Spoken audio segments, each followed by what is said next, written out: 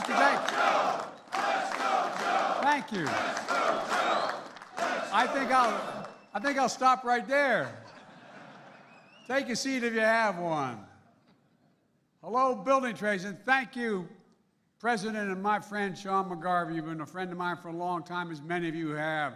I wouldn't be standing here. I wouldn't have been elected to the United States Senate in the state that was a right-to-work state initially, were it not for American union labor. You know, I learned a long time ago, there's labor and there's unions. Unions.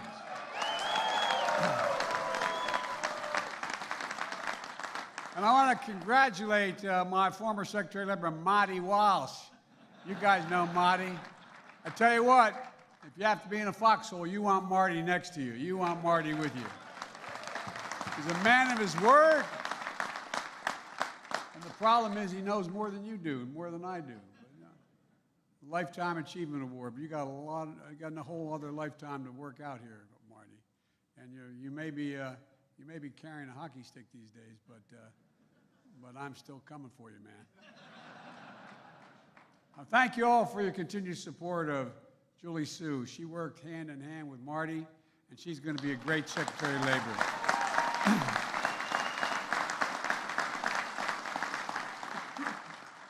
So good to see you guys. This feels like coming home, you know?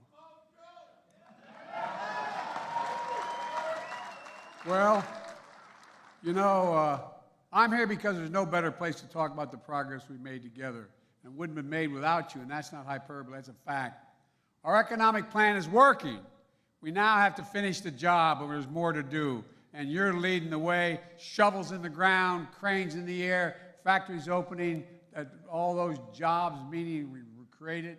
The IBEW jobs, iron workers, Boilermakers, Teamsters, laborers, bricklayers, masons, plumbers and pipe fitters, painters, plasterers, roofers, operating engineers, steel and metal workers.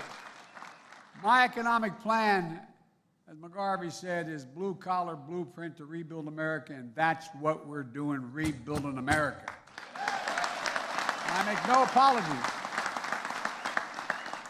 I make no apologies for being labeled the most pro-union president in American history. I'm proud of it. I'm proud of it. I really am.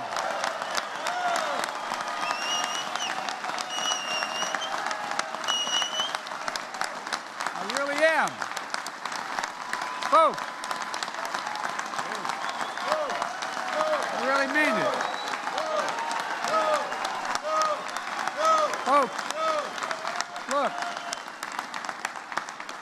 I tell business leaders all the time, I mean it sincerely, including the Business Roundtable, those folks, union workers are their saviors. You're the best, not a joke.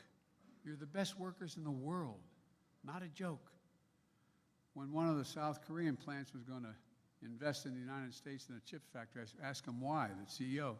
He said, because you got the best workers in the world. You're the best workers in the world. That's not hyperbole. You know, it can take you 4 years to train to be as an apprentice. I wish we talked more about that because people don't understand that. They don't understand in order to become a full-blown member, you got to go through an apprentice process. It's like going back to college. You're spending years doing it. You get the best job done on time, long-term, and it costs less in the process. And I've said many times, Wall Street didn't build America. The middle class built America, and unions built the middle class. They did. That's the God's truth. And folks,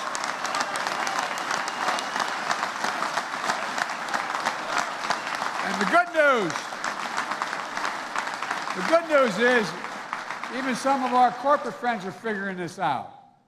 That you built the middle class, and folks, we've created more than 12 million new jobs, more jobs in 2 years than any president created in a 4-year term, because of you, because of you. The unemployment rate is 3.5%, near a 50-year low. An all-time record for construction jobs, nearly 800,000 manufacturing jobs, the fastest growth in 40 years.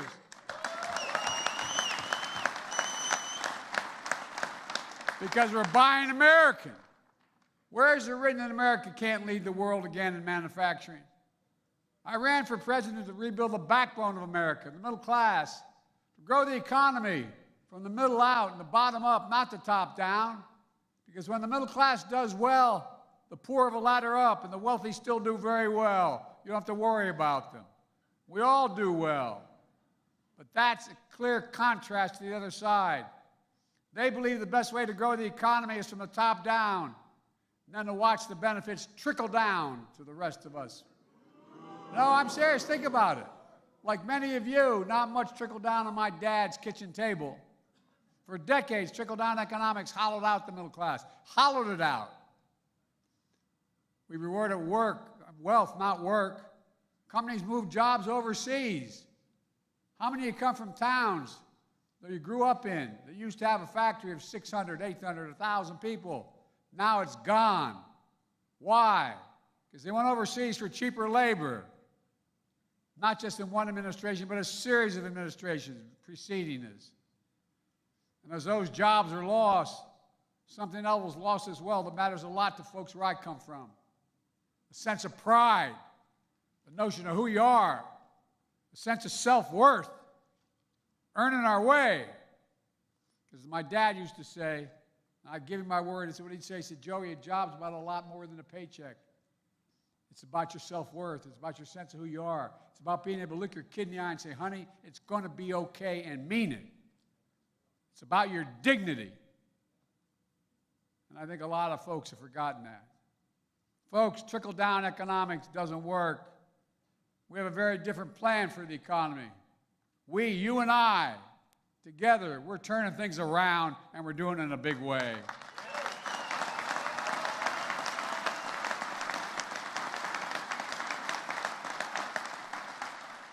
One of the first things I did as president was sign the American Rescue Plan, which helped save the nation from the pandemic, vaccinated millions of people.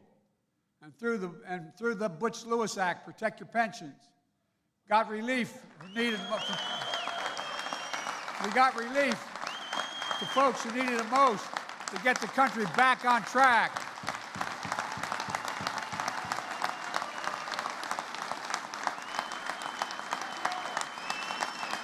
They didn't think we could do it.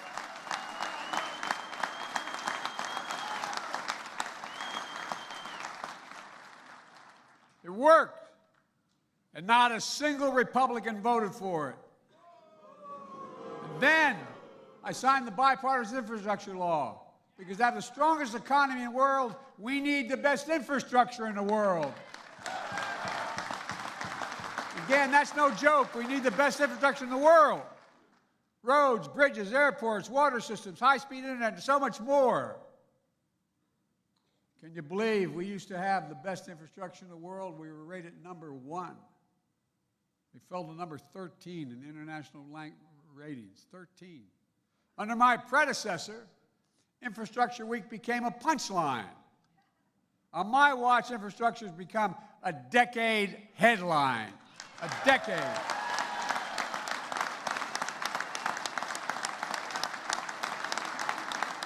And that's where you all come in. No, really. That's where you all come in. We've already announced over 25,000 infrastructure projects in 4,500 towns across America. And we're just getting started, not even close. Union workers will build roads, bridges, lay internet cable, install 500,000 electric vehicle chargers throughout America. And union workers are going to transform America. And union workers are going to finish the job. And as we rebuild America, we're going to continue to buy America. Buy America. If you might notice, I've been criticized by other countries, by our partners, and even by our Republican friends for buying America. You know, I've announced a new standard. All construction materials used in federal infrastructure projects have to be made in America. Lumber, glass, drywall, fiber optic cable, and so much more.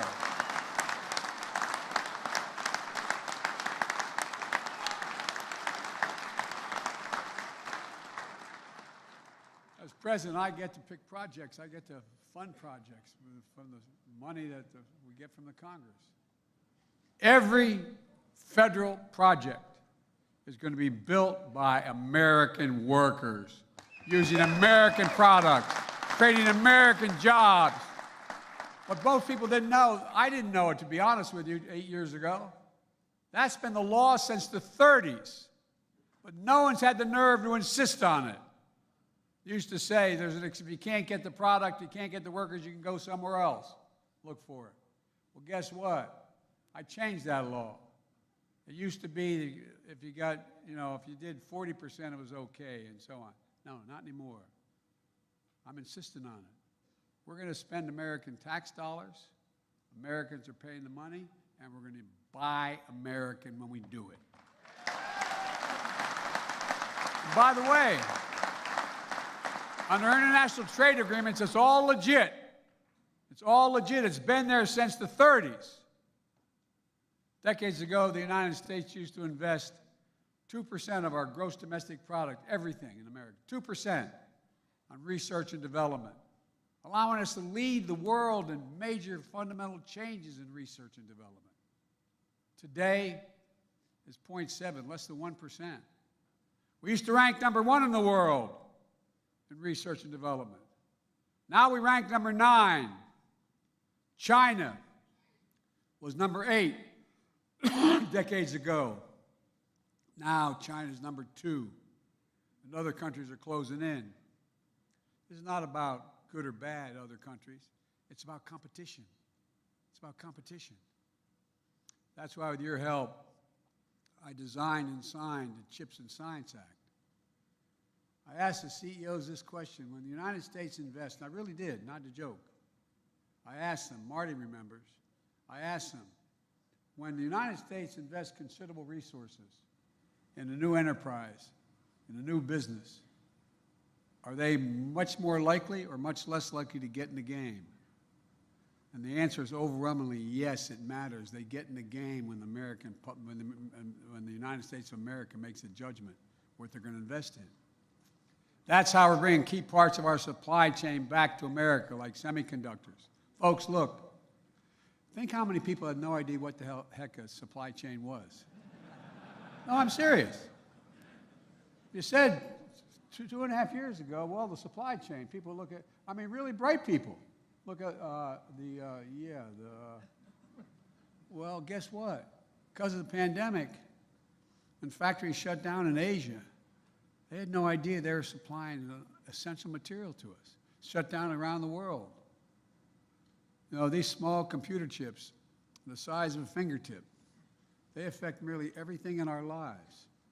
Our cell phones, automobiles, refrigerators, sophisticated weapon systems, everything.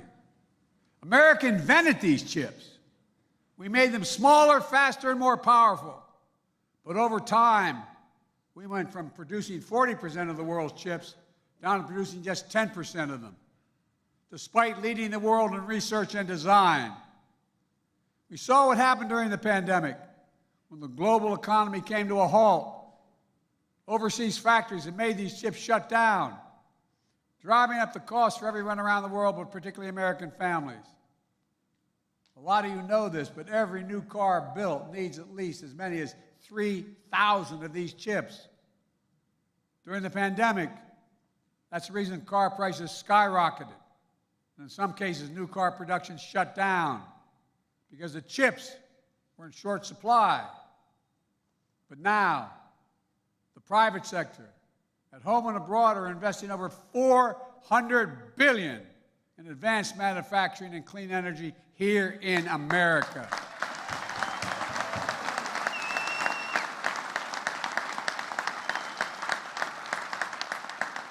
It's not an exaggeration to say that's on a scale never seen before in this nation.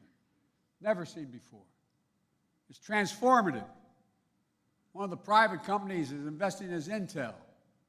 I visited what I call the Field of Dreams, about 1,000 acres outside of Columbus, Ohio, where Intel has committed $20 billion to build two new chip factories. They call them fabs. They're the size of football fields.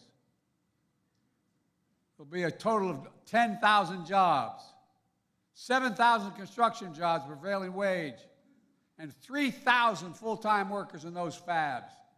You know what the average salary in those fabs is going to be? $130,000 a year, and you don't need a college degree. You don't need a college degree.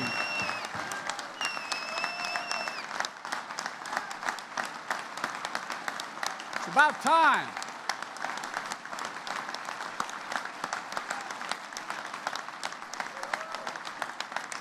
We see the same story not only in Ohio, but in New York and Texas, Arizona, Idaho, and so many more places to come. This is a real progress, like we haven't ever seen before. But don't take my word for it. Let me read a couple of headlines from left-wing Democratic papers, the Wall Street Journal. Wall Street Journal writes, quote, "America is back in the factory business." Fortune magazine, Biden's manufacturing push is working. The Financial Times, transformational change. Biden's industrial policy begins to bear fruit. In a recent column in the New York Times, "Make Manufacture Greater Again" was the title of the article. It goes on to say, President Biden appears to be presiding over the kind of manufacturing surge that Trump had promised. Folks, we're not making this stuff up. This is real. It's time to finish the job. Finish the job. But I also... Four more years. Four more years. Four more years. Four more years. Four more years. Four more years. Four more years. Four more years. Thank you. Thank you. Folks, we got a lot more work to do, though. I know folks are also struggling with inflation.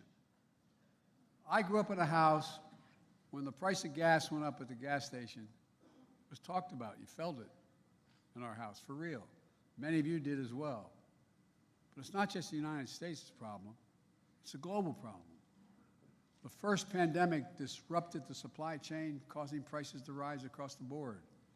Putin's war in Ukraine disrupted energy supplies and food supplies. There's millions of tons of grain in Ukraine. They blocked its access to the rest of the world. Through our policies, the pace of inflation has been coming down now for 9 months in a row, but there's more to go. It's slowed by 45%, but we have more to do. The way I think about it is the way my dad used to talk about it around the table. I mean it sincerely. Is how much is left at the end of the month in the total income you have to pay after you pay all your bills of every kind? How much is left? Is there any breathing room left? Well, we brought down inflation, but there's other prices to bring down that aren't categorized that way. That's why I signed and wrote the Inflation Reduction Act, because there's more than one way to bring down costs to families. For example, Americans, this is not hyperbole, this is a fact, Americans pay more for prescription drugs than any advanced country on earth. Any advanced for the same exact drug, a drug made in America, sold in England, France, Canada, is cheaper than the drug sold here, made here. I've been fighting Big Pharma, to allow Medicare to be able to negotiate prices for a long time. These pharmaceutical companies.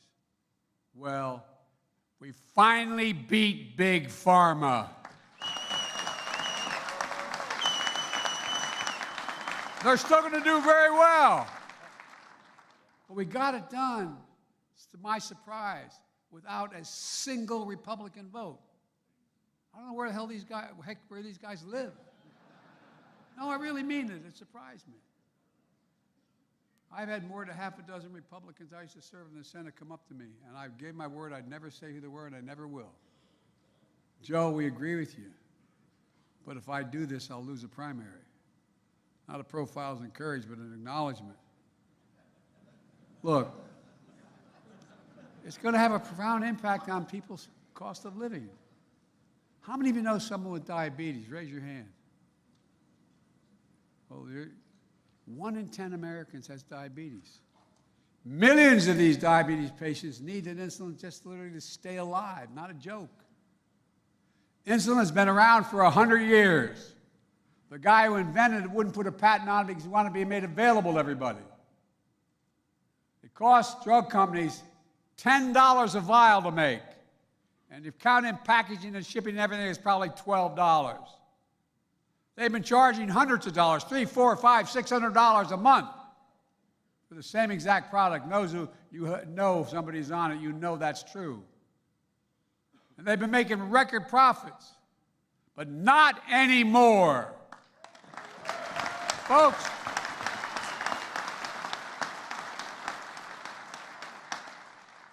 the law we passed capped the cost of insulin at $35 a month for seniors on Medicare.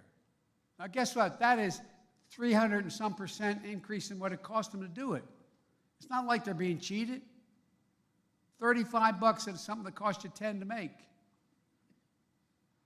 And at the time I did it, I also included everybody, not just folks on Medicare. But we didn't get the votes. We lost a couple Democratic votes. We didn't get it for everybody, only seniors. Well, I'm coming back to make sure every single American who needs it is only have to pay $35. Everyone.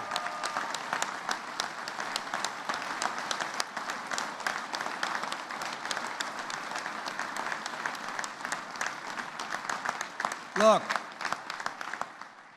you folks are, I'm not trying to be nice to you. You folks are really important in getting the message out.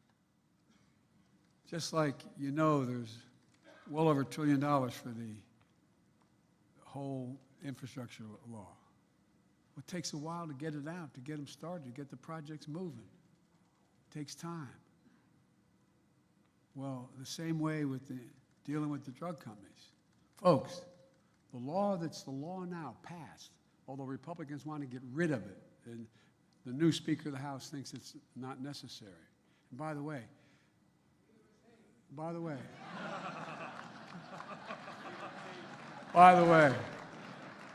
the fact is that this law on prescription drugs saves the government $168 billion. It doesn't cost the government, it saves them. Instead of having to pay out for the drug in Medicare, they don't have to pay that price. They pay the rational price. It's saving the taxpayers' money and saving lives. Next year, law I pass is going to cap out-of-pocket drug costs for seniors in Medicare. And by the way, a lot of you know people, unfortunately, and I did in my family too, who need cancer drugs and drugs for serious ailments. That can be $10,000, $12,000, $14,000, $16,000 a year. Well, next year, the law we already passed, it doesn't kick in until next year, next January. The most they ever have to pay, no matter what their costs are, is $3,500 a year for drug costs. And by the way, the following year, the law requires it to be capped at $2,000. So even expensive cancer drugs that literally cost up to $13,000, $14,000, $15,000 a year, they can't be charged more than $2,000 total. It's going to be a game changer. It's going to save people's lives. But think of, a lot of you have, like me, have lost families to cancer, children, mothers, fathers. Well, you know what it's going to do? In addition to saving lives, it's going to give people some peace of mind. How many of you know when your mom or dad didn't want to tell you what they needed? Didn't want to tell you how much it's going to cost? Didn't want to tell you if in order to do it they're going to have to sell the house? Didn't want to say anything. It goes back to, maybe it's the Irish of it, but it's all about dignity. It really is about people's dignity. Inflation Reduction Act also makes the most significant investment in dealing with climate change not only here in America, but anywhere in the world, in the history of the world. It's creating tens of thousands of good-paying jobs. It offers working families $1,000 a year in savings with rebates if they buy energy-efficient appliances, weatherize their homes. It offers tax credits for heat pumps, roof solar, new and used electric vehicles. And speaking of jobs, as I said earlier, guess who's going to install those 500,000 sergeantations? The IBEW.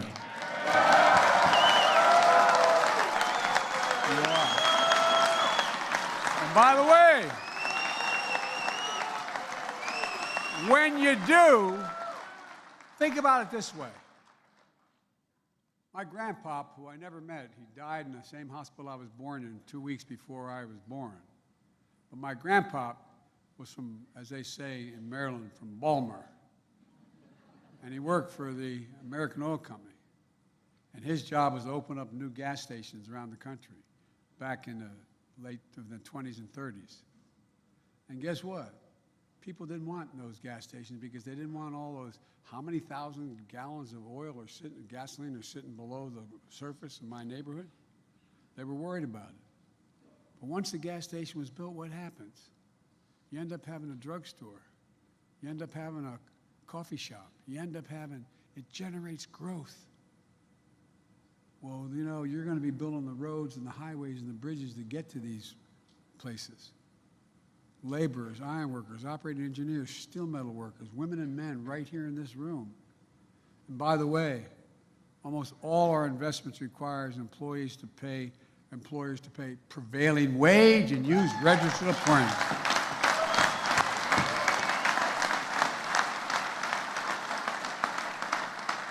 Folks, again, this is truly to my surprise, not a single Republican voted for the law. And now they want to repeal used parts of it, including the clean energy jobs and the union jobs. You think if you didn't think, if it weren't so prevalent around in the news, you'd probably think I'm making it up. It's hard to make up. We've made all this progress while being fiscally responsible. Let me be clear. In my administration, no one earning less than $400,000 a year will see their taxes go up a single solitary penny, nor will they. No one. Because I don't want any excuses.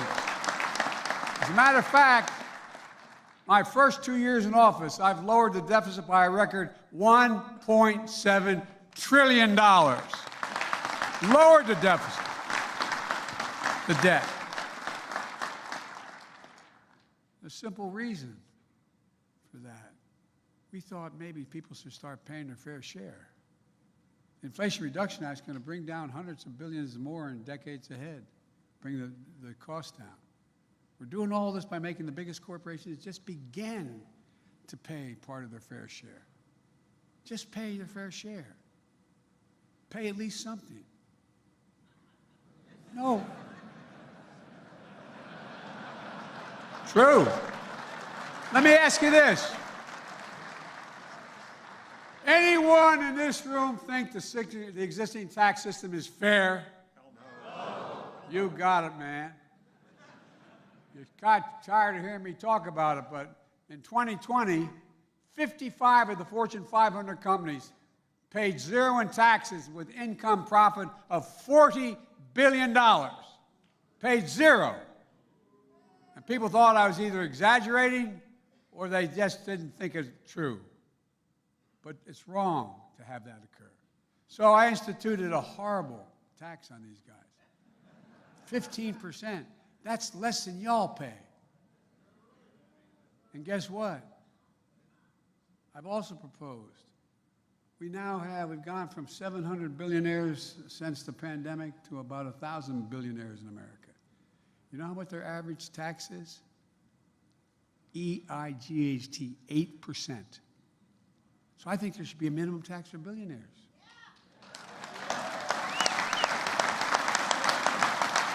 No billionaire should be paying a lower tax rate than a construction worker, a school teacher, a firefighter, a cop, a nurse. I mean it. It's wrong. It's simply wrong.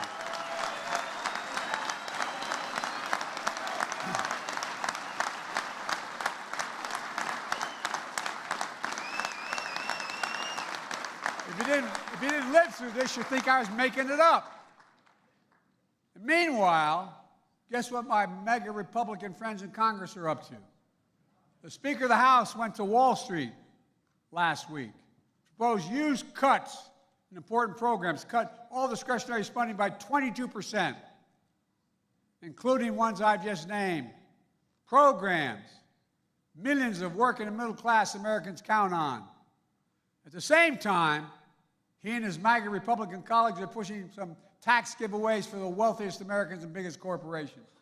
They'd rather see kids and seniors struggle to eat what they need.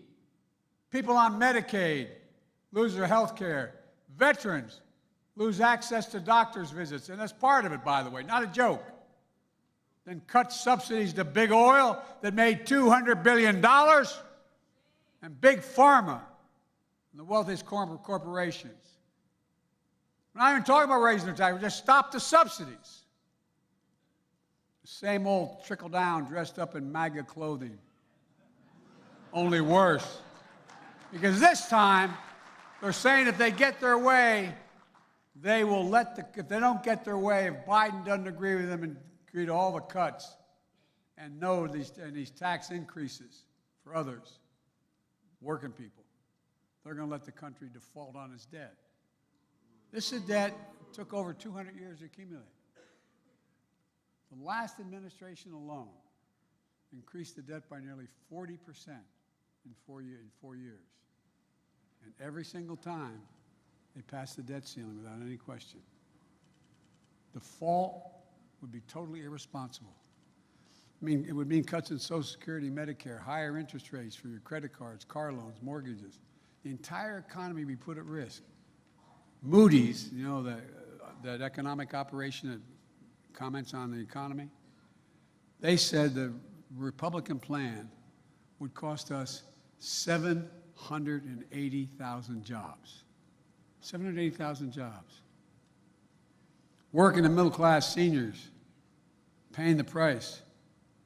The Speaker likes to quote President Reagan. I love these guys, how they selectively quote people, including makeup quotes for me. Well, President Reagan made it clear. We pay our debts. Here's his quote from him. He said, "The United States has a special responsibility to itself and to the world to meet its obligations. It means we have a well-earned reputation for reliability and credibility, two things that set us apart from much of the world." No, I think I'd be quoting Donald Trump, but even Donald Trump said, "I can't imagine anyone ever thinking of using the debt ceiling as a negotiating wedge." These guys are saying, unless I agree to cut all these programs by 22%, which is growing economy, and cut taxes for the super wealthy and corporations. Folks, America's not a deadbeat nation. We pay our bills. Look, let me close with this. I'm taking too much of your time. There are a lot of folks who look at the world and our economy through the eyes of Wall Street. I'm not one of them. I'm not saying anybody in Wall Street is bad guys. That's not how I look at the world. I look at the world through the eyes of Scranton and Claymont, Delaware, where I grew up. Not a joke. Through the eyes of the working people I grew up with in this nation, and the eyes of my dad. Through the eyes of people like you who've been able to make it because of your union. The Speaker, the former President, and the MAGA extremists are cut from a different cloth. They treat these folks, and they think they're a threat.